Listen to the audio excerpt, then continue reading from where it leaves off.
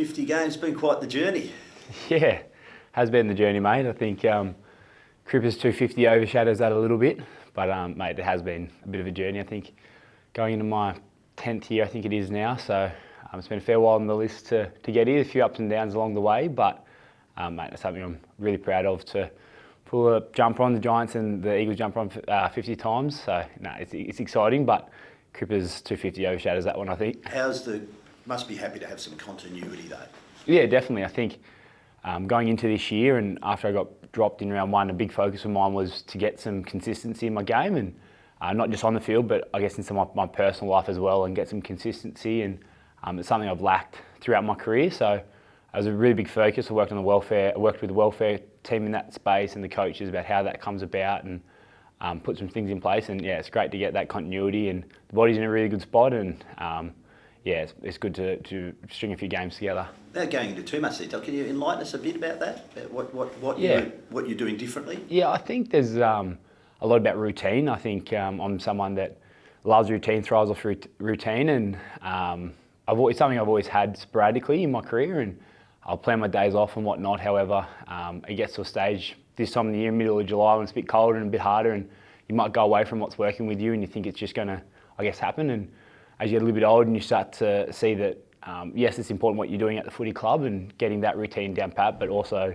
off the field in terms of study or hobbies away from the club, or even some friend time, just to, I guess, level yourself out. So nothing groundbreaking, to be honest, but just getting in a bit more pattern off the field as well as when I'm at the club. What are you studying? Are you studying? Yep, so I'm studying a Bachelor of Psychological Sciences.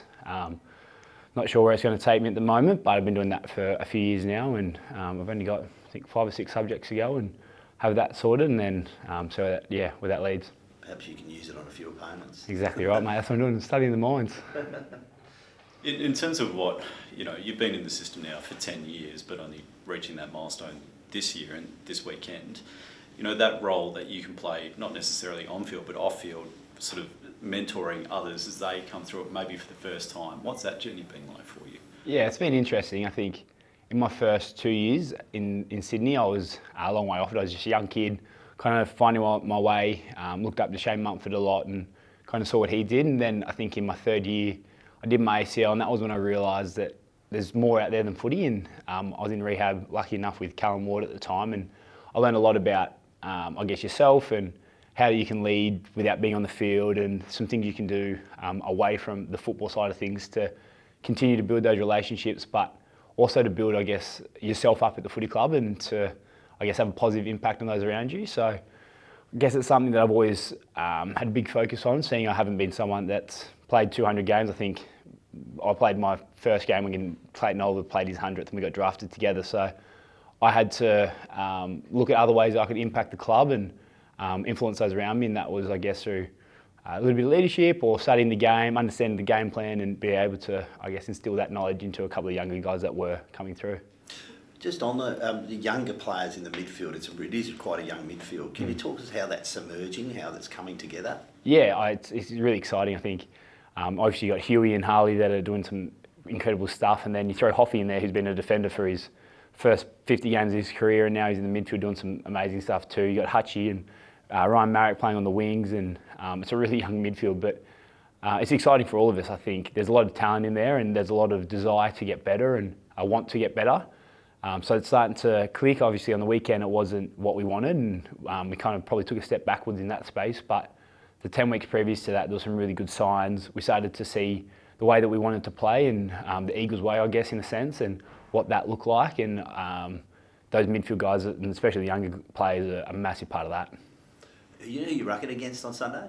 They're a bit banged up, Paul. A bit banged up. I think I would assume Jordan Sweet and Ivan Solder, the two down there. I assume Jordan Sweet might take a fair bit. He's a good ruck. He's been a bit myself, I guess, as well. He was under Tim English there for a while and gone to Port and had a really strong, I guess, start to his career there. So, yeah, not quite sure who will be yet, but I think it'll be Jordan Sweet. You mentioned Cripper earlier on. Can you talk us through the T-shirts this morning? Yeah, he's awesome, isn't it? I think 250 club games at Cripper. He's an absolute legend of our club. He told me today he's actually played 266 games, so he wasn't too happy with me telling him he's only played 250, but exactly right. But no, yeah, it's exciting that we all get to, I guess, support him.